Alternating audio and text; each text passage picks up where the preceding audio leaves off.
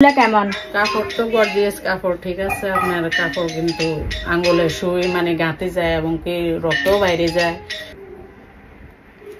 আসসালামু আলাইকুম এভরিওয়ান। দেখেন আমার কর্মী আজকে কাঁথা নিয়ে চলে আসছে অনেক দূর থেকে। তো আপু কোথায় থেকে আসছেন? সাইডে আছে আর কি আমি বর্তমানে। একটু জোরে কথা বলিয়েন, বিয়ে হচ্ছে একটু শুনতো। আর একটু সামনে আসেন।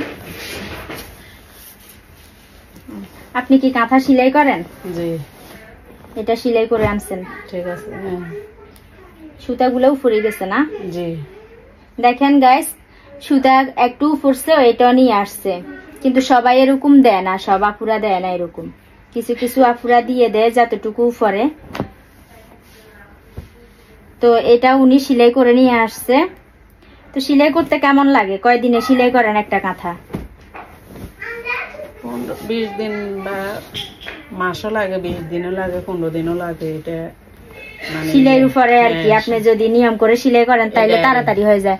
তো গাইস দেখেন, এই কাঁথাটা আপু সেলাই করে নিয়ে আসছে। এত সুন্দর হয়েছে মাশাআল্লাহ। সেলাইয়ের কোয়ালিটি দেখেন, অনেক সুন্দর হয়েছে। আমি আপনাদেরকে কাছের থেকে দেখাই, মানে পুরো নিখুঁত করে সেলাই করে আনছে।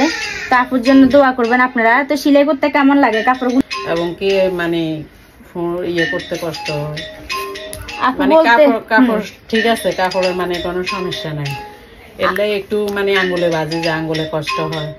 আপু বলতেছে যে কাপড় এত বেশি মানে ভালো, যে ভালো মানে যে আঙ্গুল 2 ফাটে পর্যন্ত আঙ্গুল ফুটে যায়, এত ভালো। ঠিক আছে, কাপড়ের ফিনিশিং আপনারা প্রশ্ন করেন যে কি কাপড়, এগুলা পপলিন চাইনিজ কাপড়, অনেক ভালো কোয়ালিটির। আমি আপনাদেরকে কাঁথাটা দেখাই দিই।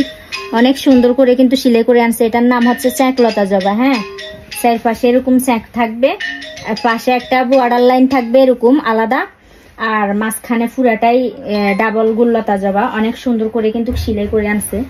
দেখেন গাইস, এই কাঁথাগুলো সেলাই করতে আপনার 20 থেকে 1 মাস সময় লাগে, কারণ এটা সেলাইয়ের উপরে। কারো কারো আরো বেশি সময় লাগে একটা কাঁথা। তো ঠিক আছে, ভালো থাকেন, আল্লাহ হাফেজ।